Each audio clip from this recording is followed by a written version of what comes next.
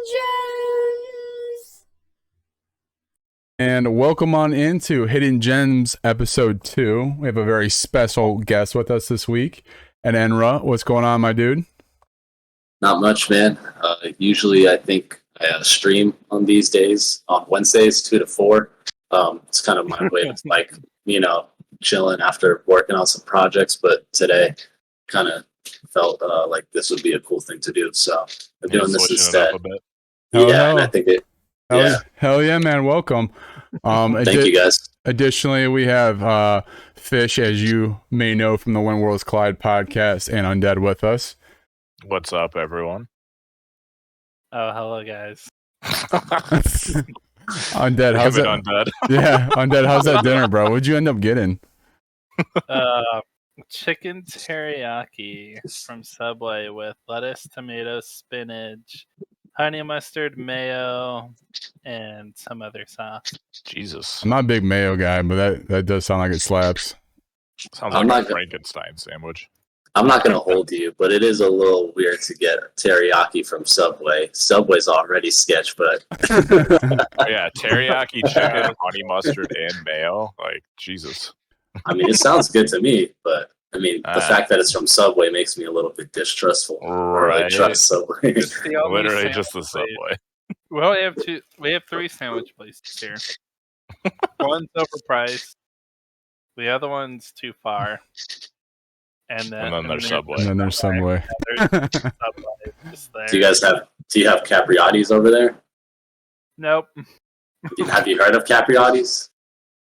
No. It's pretty fire. But is that your go-to? Right now for that, yeah. I mean, I honestly just don't like Subway. And like the alternatives like Jimmy John's or whatever, there's not one that's like I see or near me. Yeah. Yeah, we have what is called tortas. I've never heard of that. It's like a Mexican sandwich, but they're like really good. Oh, okay. I thought you were saying the place is called Tortoise. I was like, I've never heard of that. Yeah. Tortas, yeah. The Mexican sandwiches. Those are good. Oh yeah. Well, let's hop on into it.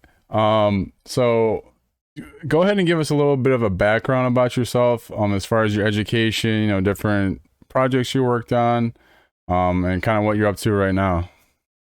Gotcha.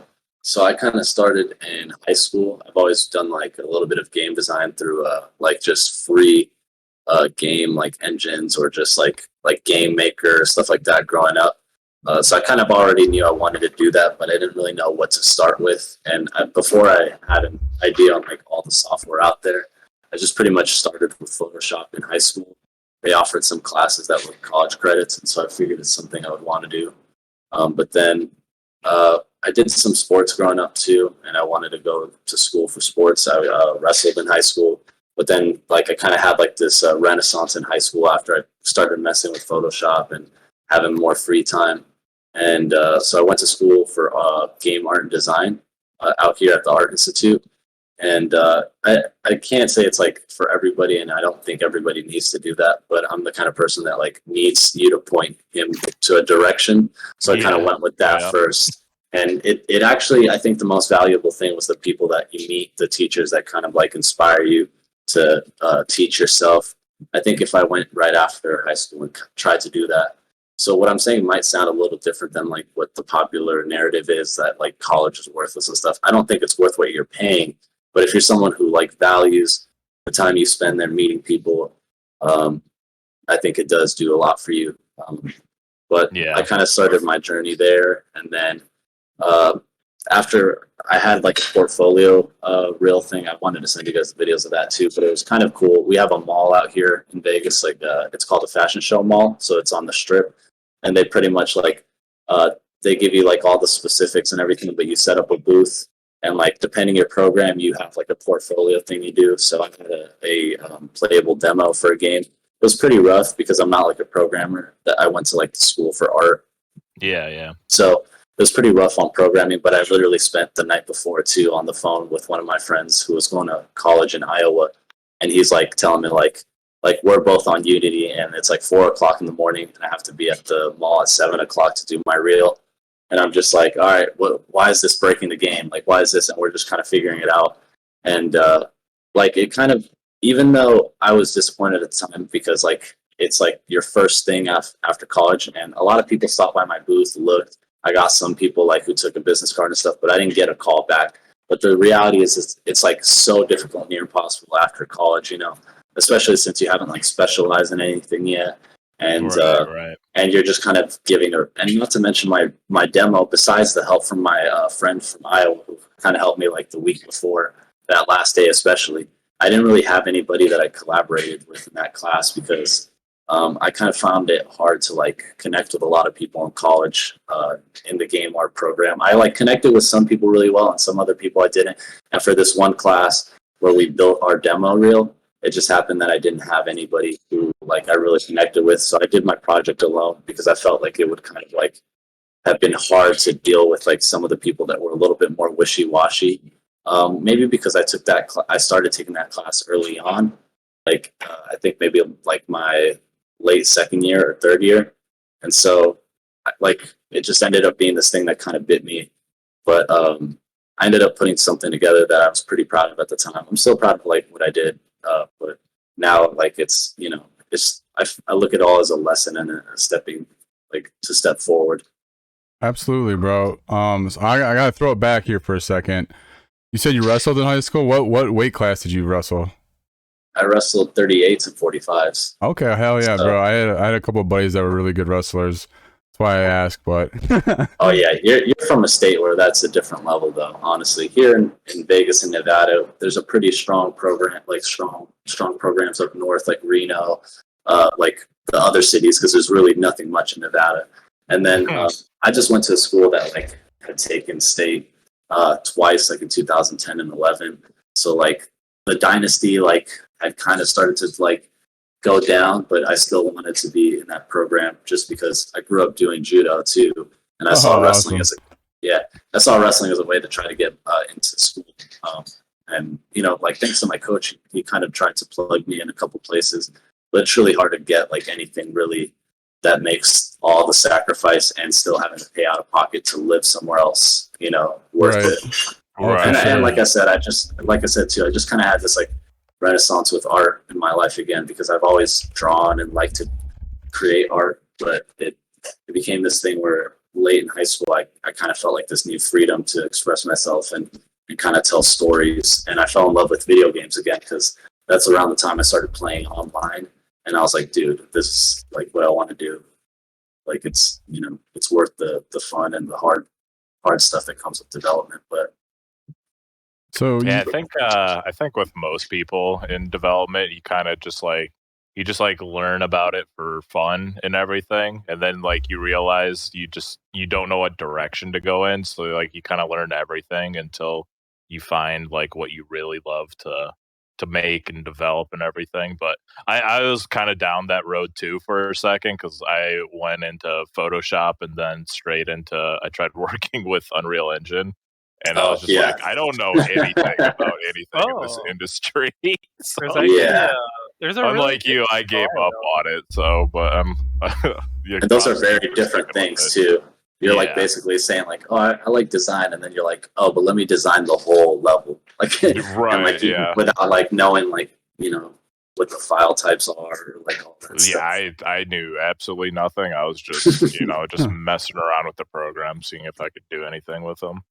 Yeah, sometimes you got to come back to that stuff down the road after you've kind of gone through some of the other stuff. so Yeah, right. when you mentioned doing a lot of this stuff on your own, one of the first things that came to mind was have you played the relatively new independent game Tunic? No, I haven't.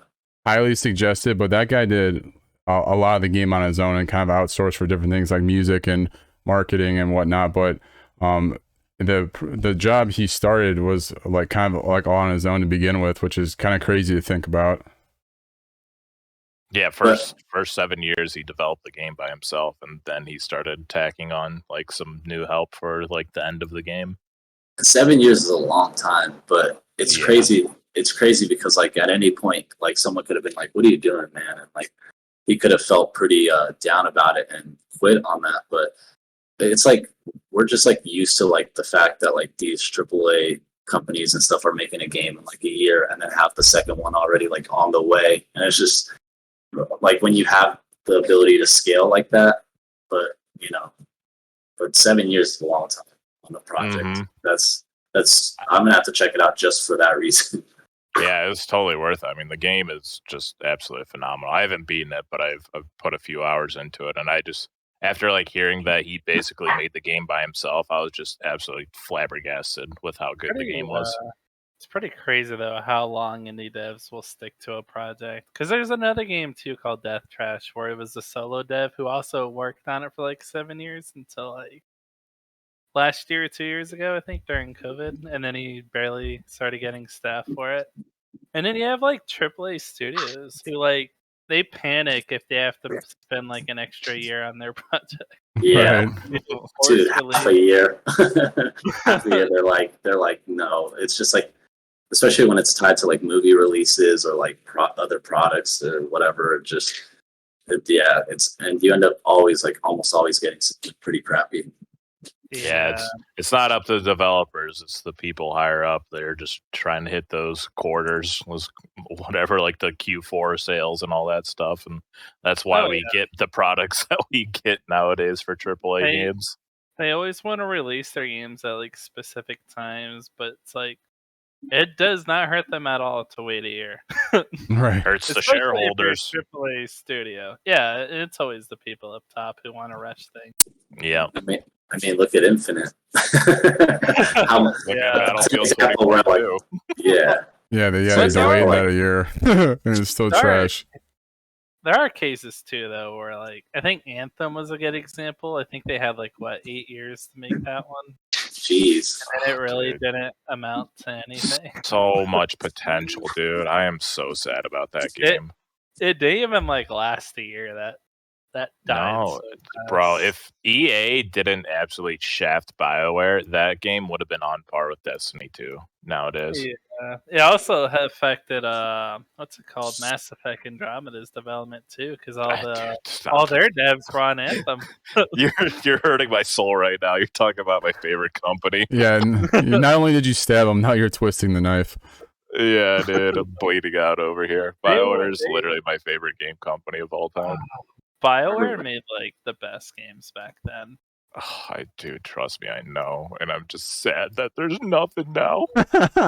Yeah.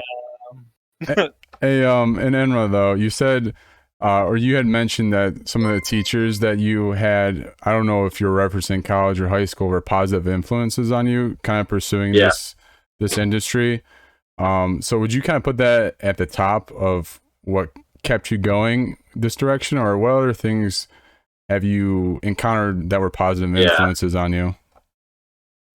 Honestly, that's an interesting question because I feel like the person who I always kind of like thought during college, like that I would want to go back and thank for a lot of that stuff was my first teacher who taught me design, like just graphic design, just digital design, Photoshop. He taught me Photoshop, Illustrator, all that stuff. And I think just because he was such a like cool, humble guy, but was just like crazy talented.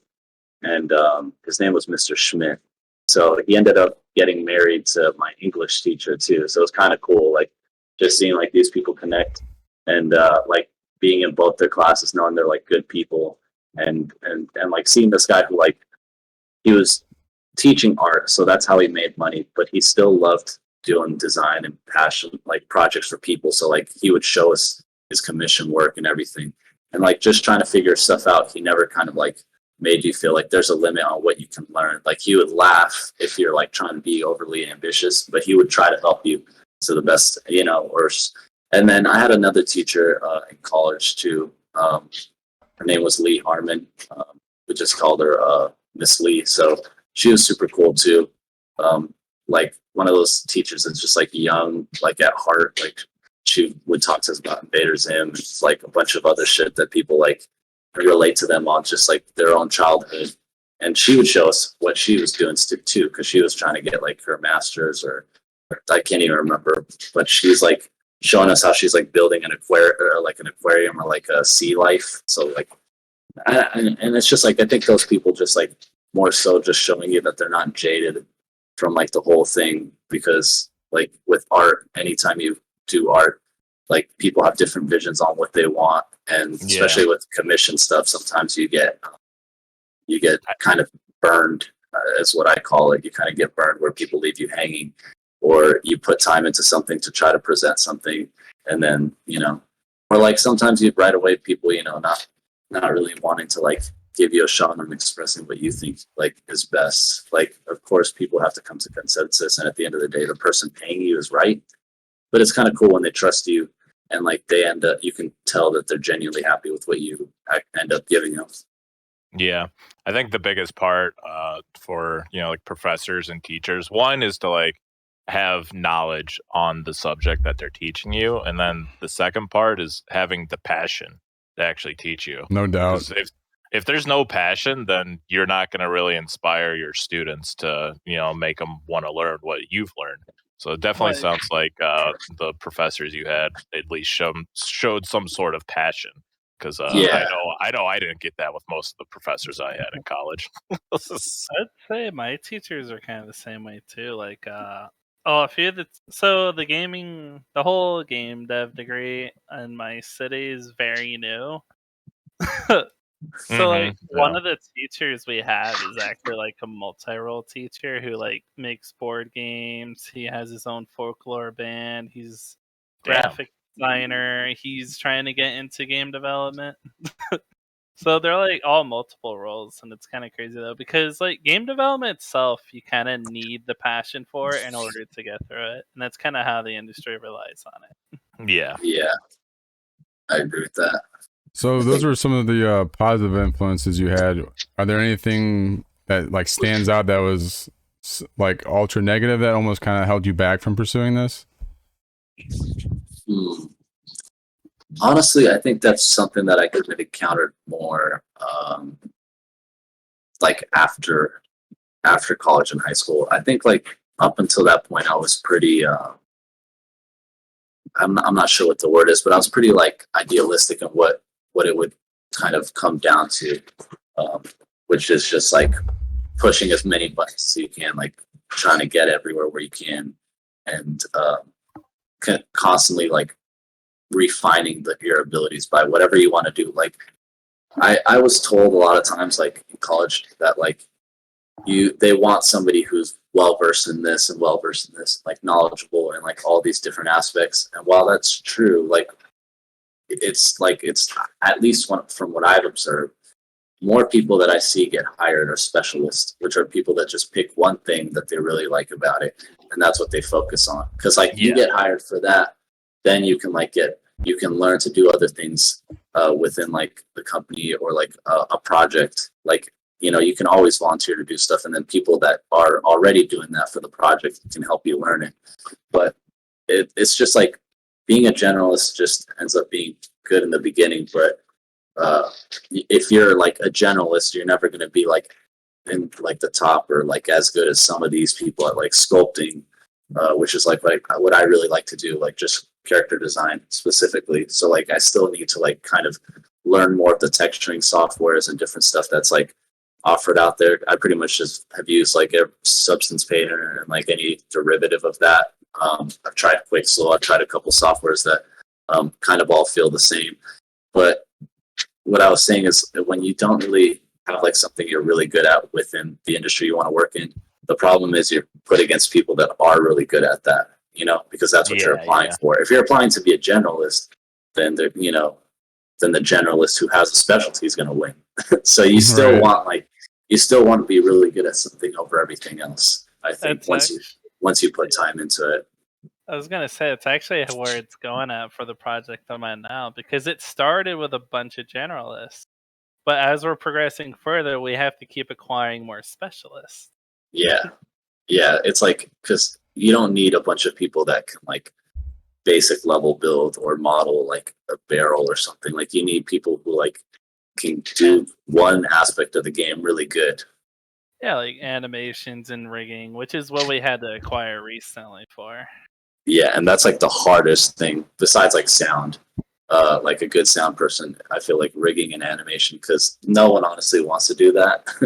Like No. the animating part is fun, the rigging part is not. But even animating sometimes it's not. It's pretty counterintuitive, like based on what you're using. So you do Yeah. the majority of the modeling then for the projects you work on? Yeah, so I've done it for like the villains pretty much in the game so far. So we've had like a couple different people do the characters, the crewmates, which are going to be like AI that you command in the game. Ooh. Yeah, that part hasn't been fleshed out as much. I think right now they've kind of been using like the enemy models for the AI, even though the crew members have been pretty much mostly all modeled out and textured. But I do like the enemy types. So I've done like the basics. Pirate skellies is what I've been calling them, like with the hats and different bandana colors. So like the most recent one, which I put a screenshot in, like the link I sent you guys, has like the coat. There's going to be different ones with different gear, so they're going to look all different, like or most, enough variations that like feel fresh most of the time.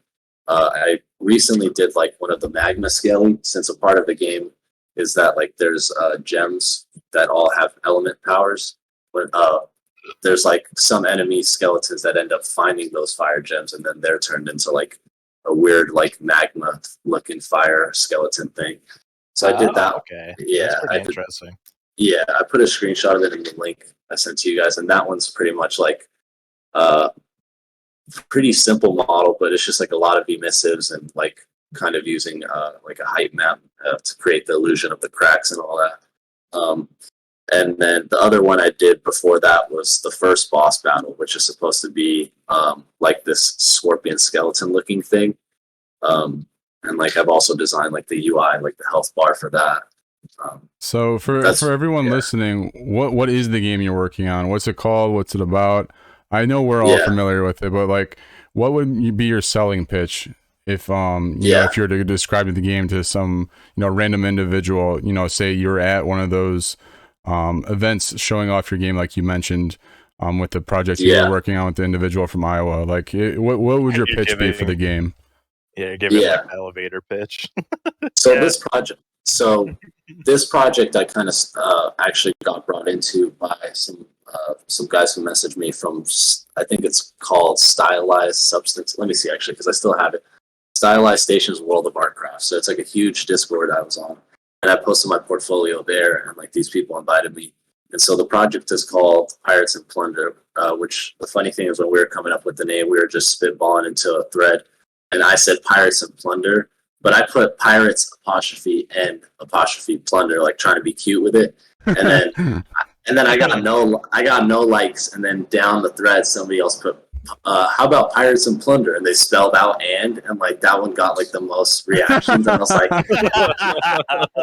was like that's dirty, because like I was trying to be creative, because like I just thought it's going to be more unique this way, but whatever. I mean, I'm still happy with the name because I just liked how it sounded. But I got brought into it like I think a year after they had been already developing it, or maybe half a year, I think. So it's like a pirate game. I would say it's like Sea of Thieves. I am not too informed on like Sea of Thieves. I'm pretty sure. Is it only first person? Yeah. Yeah. For the most part, unless you're like playing your banjo or something, it goes into third person. Like emoting is like third person.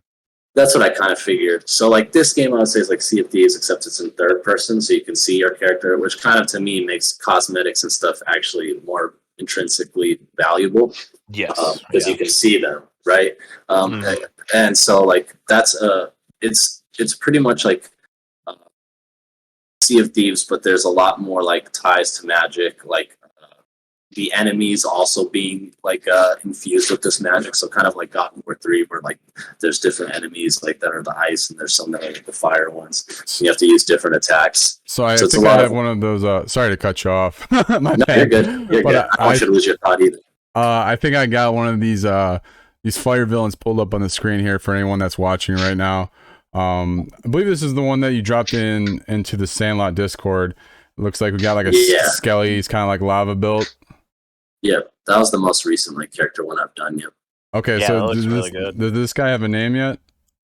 No, we haven't named him yet. Honestly, I feel like that's the last thing that gets, or like not the last thing because it's not purposely done, but like you'll make shit and like someone will be like, "What's it called?" I don't know. Like you haven't thought about that part of it. You put a I've been placeholder name in until like the final product. They'll be like, "Yeah, exactly. everything's good enough." I didn't. Yeah, Yeah. bro. How it is. If you you just put placeholders. if you need a name, I mean, I heard Captain Smalls is pretty solid. You know.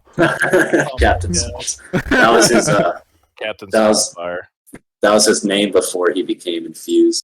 Because he obviously had to be he was a Skelly before that. If he was a Skelly, he was a pirate before that. So, Hey, so that makes sense. Fair enough. Fair enough. Yes.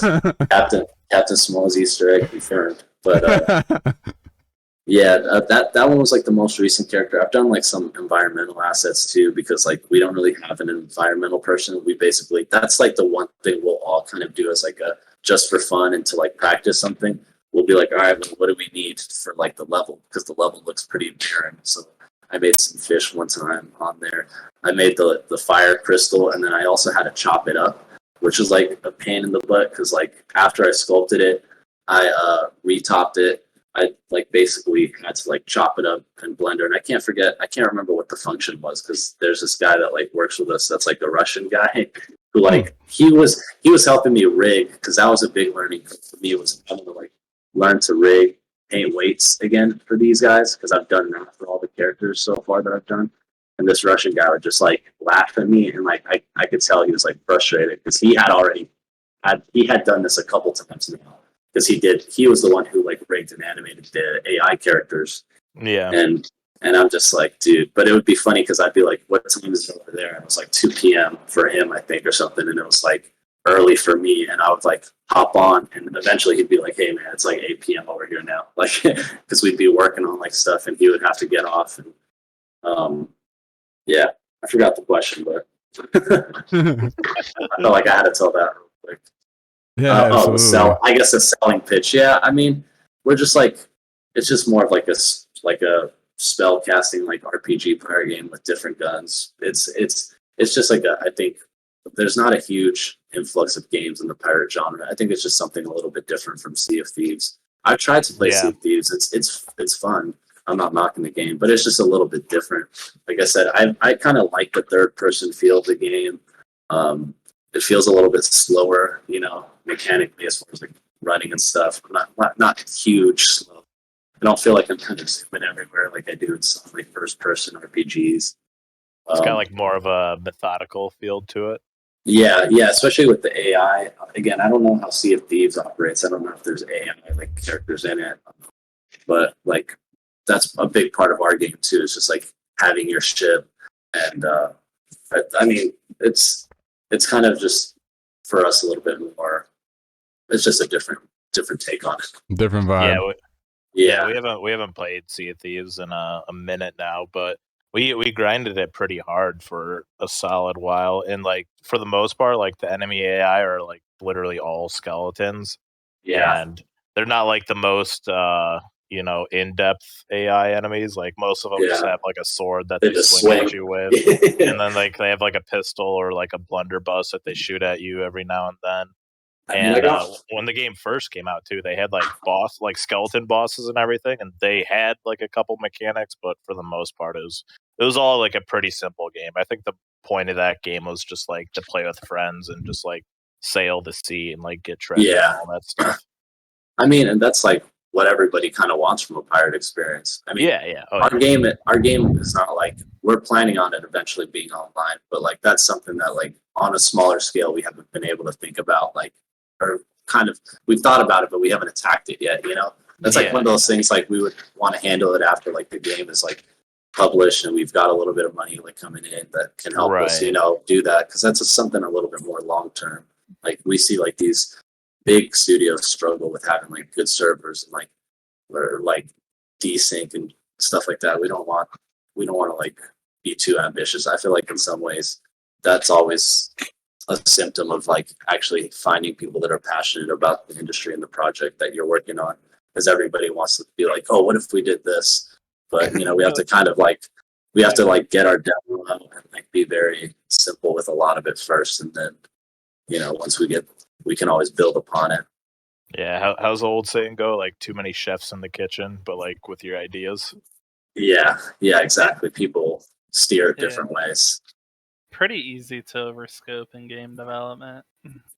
Yeah, I mean, and not for like bad reasons, but like just wanting to do so many things at the same time that you like end up doing none of it, and people drop out of the project because again, like they want to see this result in like a year or two, and it's like it's just not realistic a lot of times unless Yeah, you're you gotta be in it EA, for the long haul.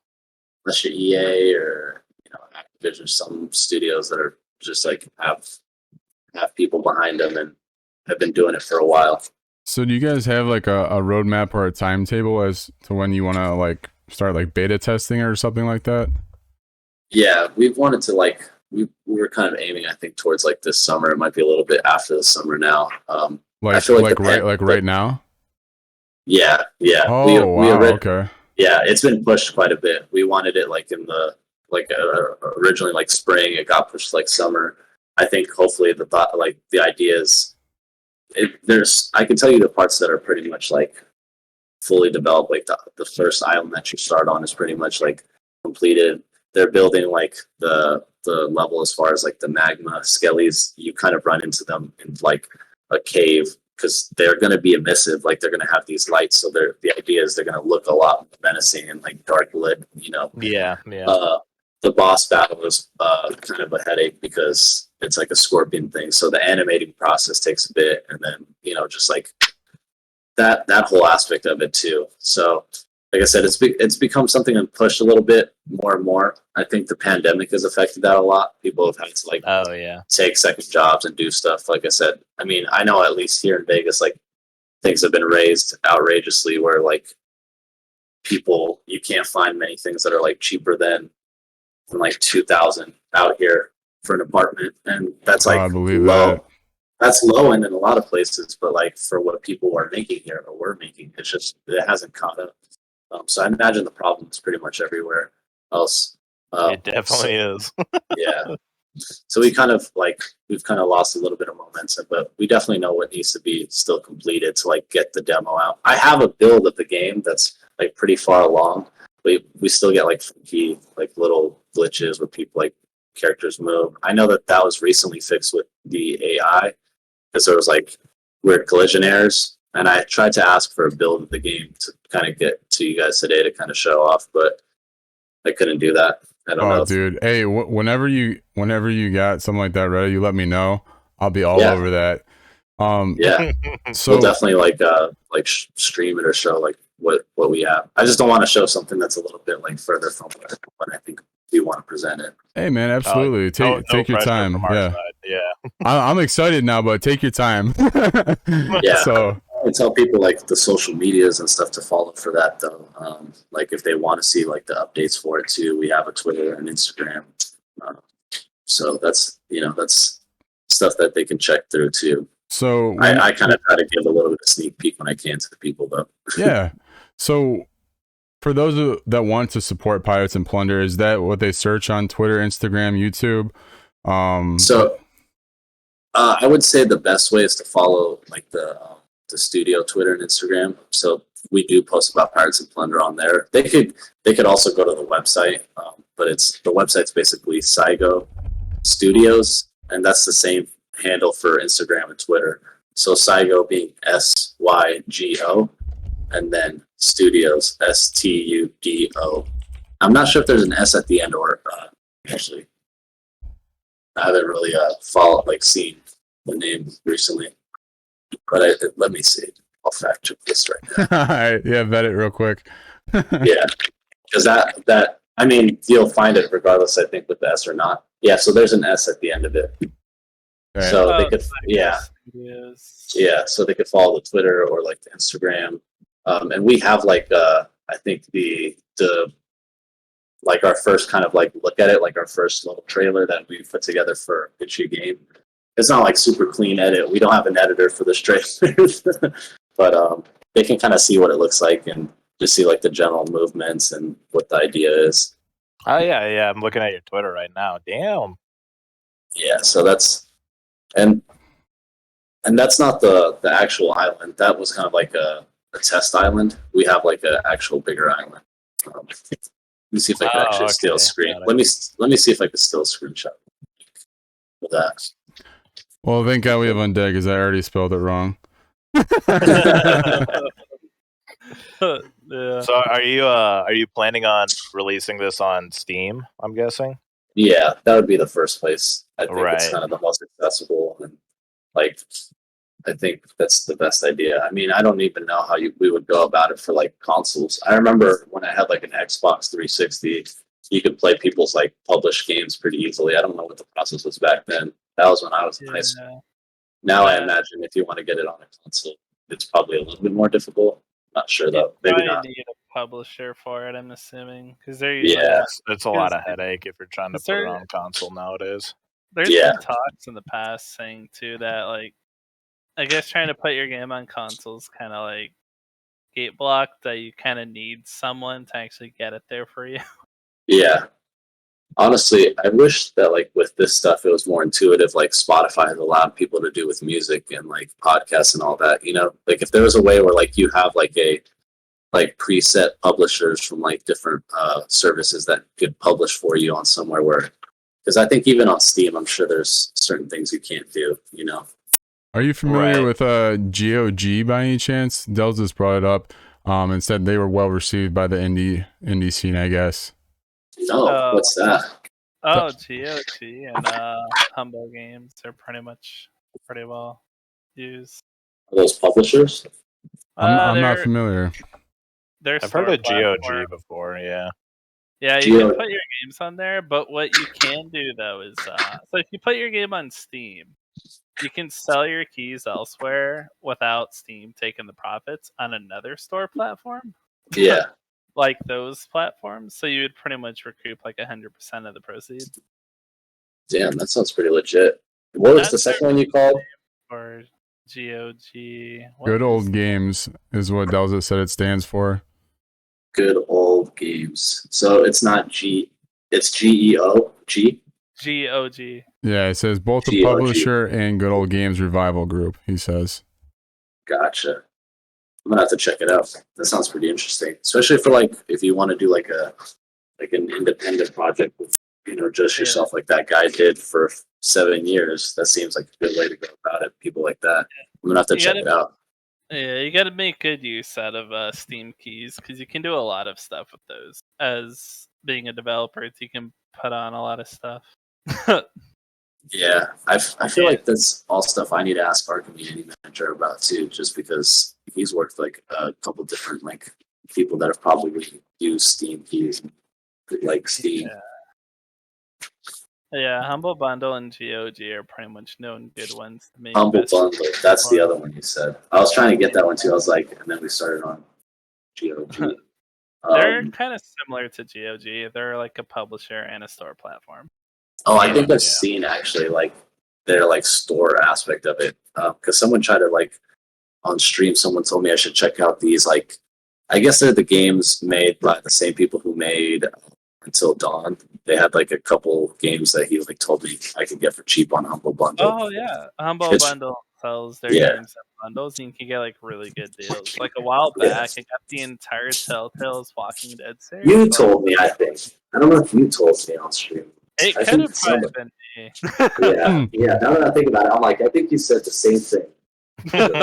I dropped you guys an image of like kind of like one of the areas on the island, so you can kind of see it's a lot more populated and buildings and stuff now. They've done a good job of like filling it out with more like grass and different stuff too. Yeah, it looks nice so far. I like it. I like the aesthetic a lot. Yeah, it's like I kind of had not a hard time, but at first I kind of kept pushing it, being a little bit too realism. Like if you look at the other stuff I put in there, like I do kind of like stylized stuff, but I was a little bit more on the realism end, so I kind of had to get with the style too.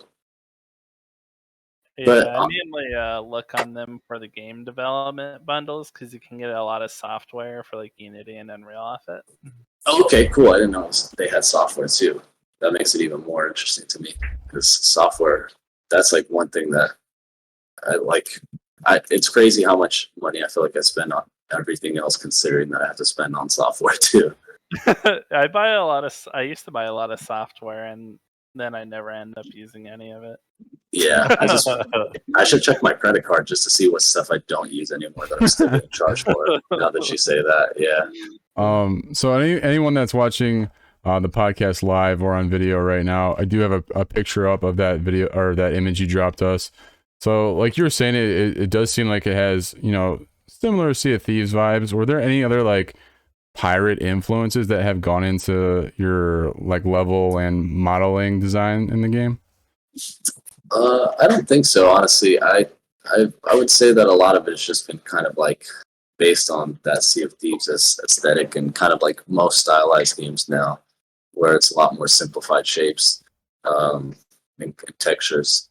I think the enemies are kind of the more because one thing about it was like the Sea of Thieves skeletons. I think I wanted something that looks still kind of scary, even though it's stylized. The Sea of Thieves ones are a little bit less anatomically like they're a little bit more exaggerated. Mm-hmm. I think we kind of still tried like to keep it to a level of like a little bit more just normal anatomy and stuff. Although they still have exaggerated features, but I wouldn't Fantasy realism. Yeah, exactly. I wouldn't say that there's like a direct inspiration, but I think we took inspiration from everything as far as like just like Warcraft and that everything that's kind of come before and after that, like just stylized and just kind of made it our own. Oh yeah, man. So when you first came onto this project, what was like one of the biggest obstacles you had to overcome, or like what was like the biggest learning curve that you had to go through? So the rigging and animating for sure was like the biggest one, I would say. The other one was kind of I would say dealing with a group of people that have their own ideas and opinions too of like how they want to go with it. Just because, not that it's bad, but when everybody has like a different idea and you're like the one who's doing the design, you now kind of become like this thing that they're channeling their ideas through. So people will like, you'll feel like almost like obligated to provide that example. And I think a lot of times you should, because you don't know if you'll like it better than what you've kind of designed.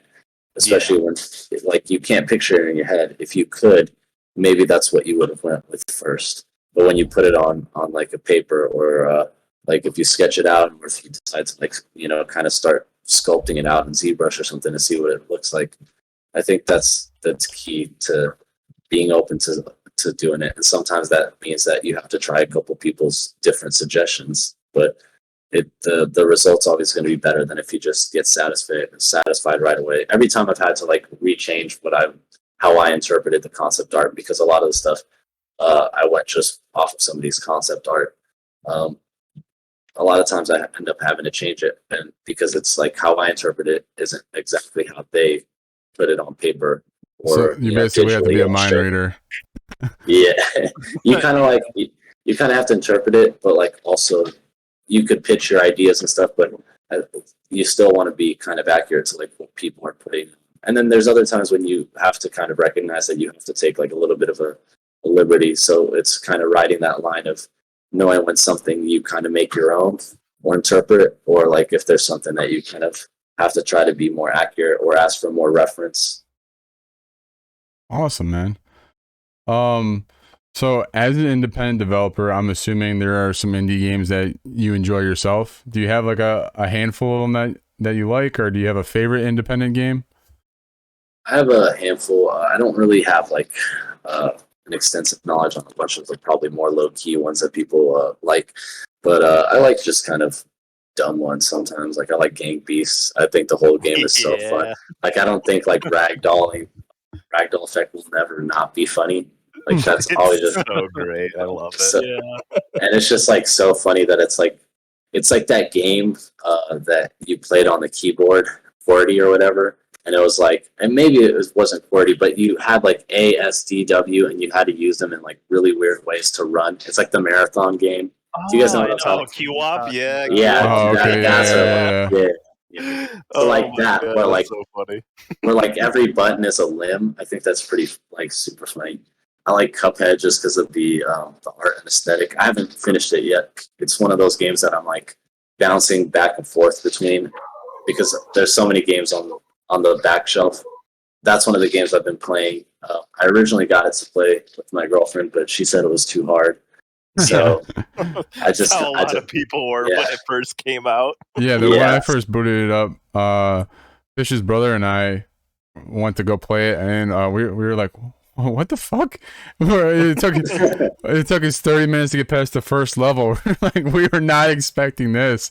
Where did Yeah. this come from? It took me a while to beat the first level too. I think because the art and aesthetic is so cute, so you're like, oh, this is like one of those like turn your brain off and play games. Right. But Yeah, it, just like it is enjoy definitely the art not. style that it has. Then it Yeah, just smacks you in the face with how difficult it is. yeah, you're like sweating and enjoying it, like just from like trying to play the game.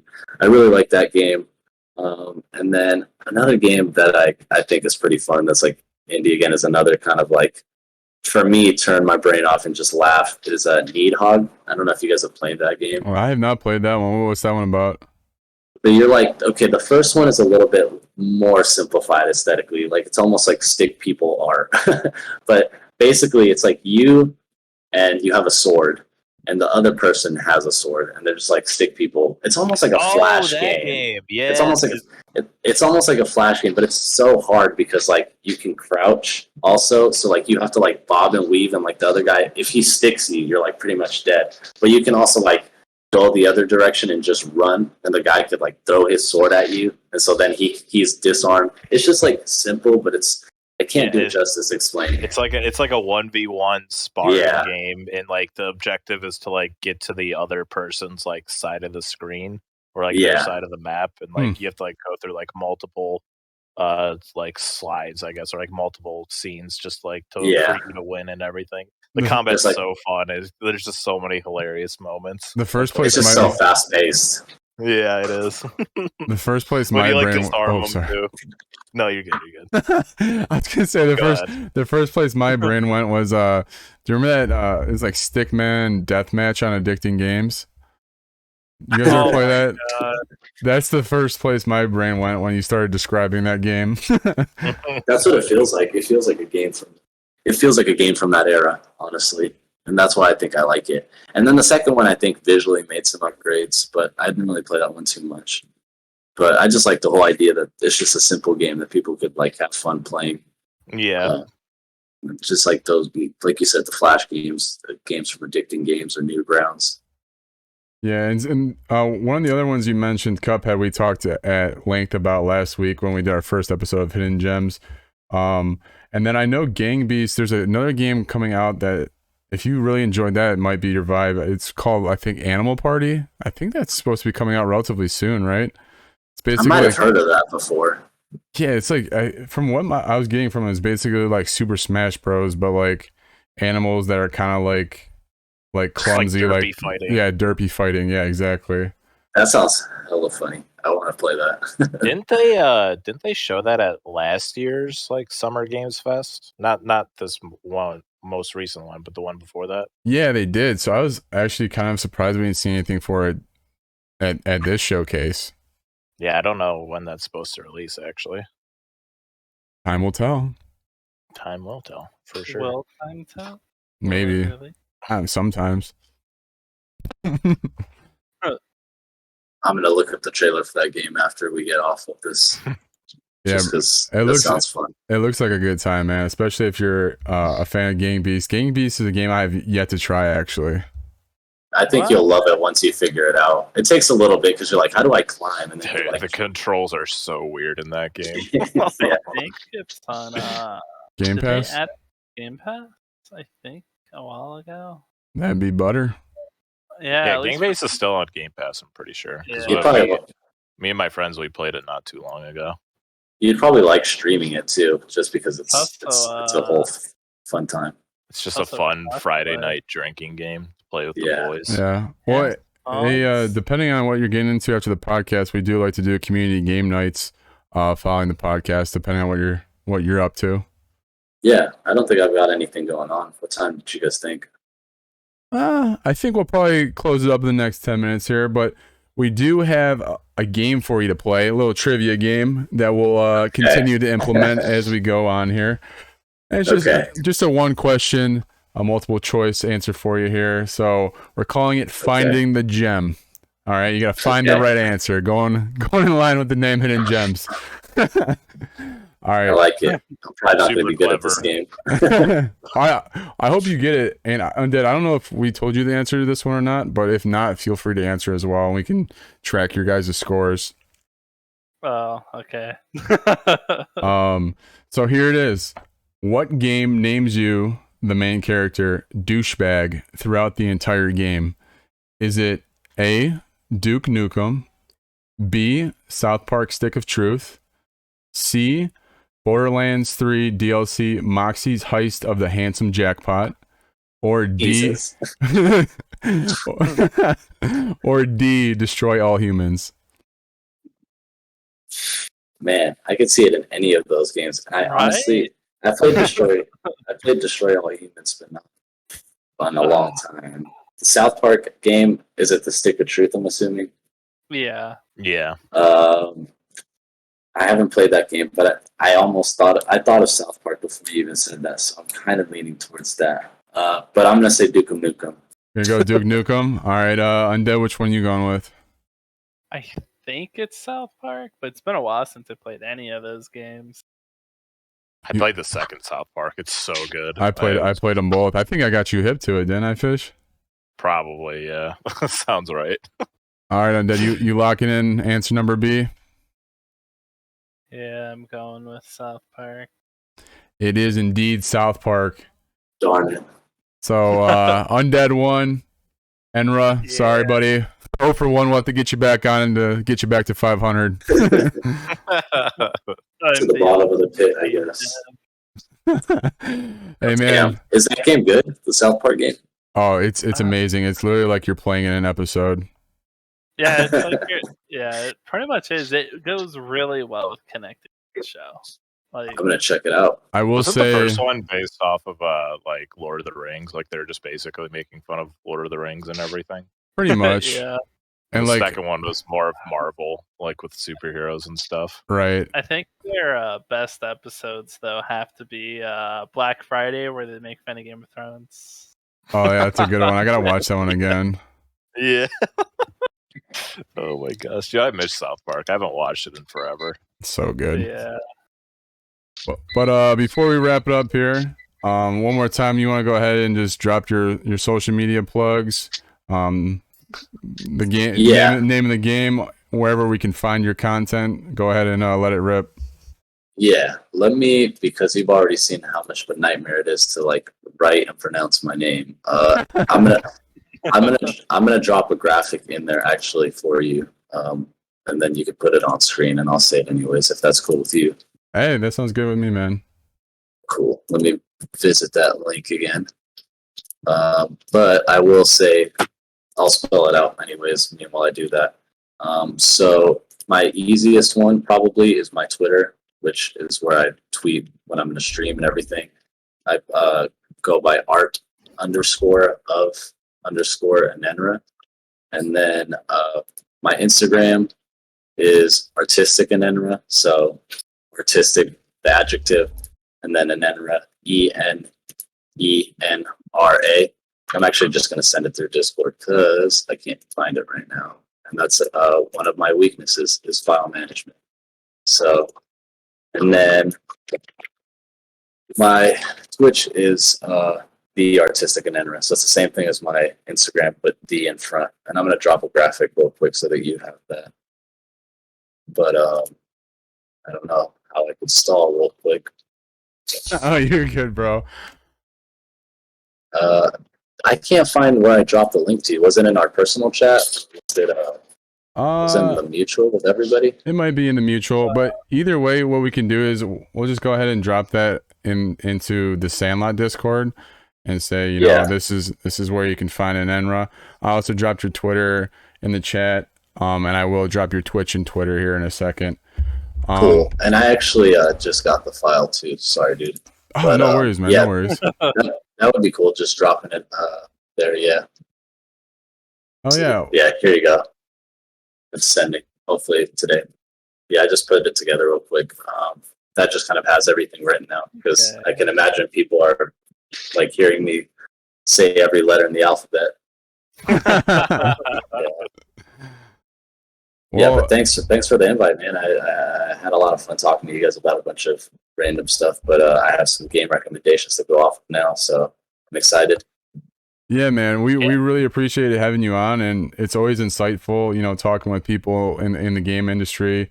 You know, I can only gather so much from Undead because he's not the most talkative guy sometimes. So We're just mad because I make you feel sad about the games you love. Ooh. I mean, he ain't lying. Well, real quick, I got to shout him out too because I got invited to a bunch of stuff through him, and the reason that happened was because I decided to stream, even though I didn't want to stream one day, and he just dropped by and kind of plugged me with everybody, more people to meet and talk to. So it's always cool to talk to people that like you can collaborate and just kind of laugh and talk to them about different games. So I got to thank him too. Yeah, I guess Undead's a solid dude. He's all right. He's all right. He's all right, guy. Decently decent. Solid. Well, But, thank you guys. I appreciate it. Hell yeah. Well, I think that'll do it for episode 2 of Hidden Gems. Thank you again. I have all of your plugs right on the screen here if you're watching the video version or watching it live with us now. And we will additionally post those in Discord. But all right, happy episode 2, guys. Cheers, Awesome, everyone. guys.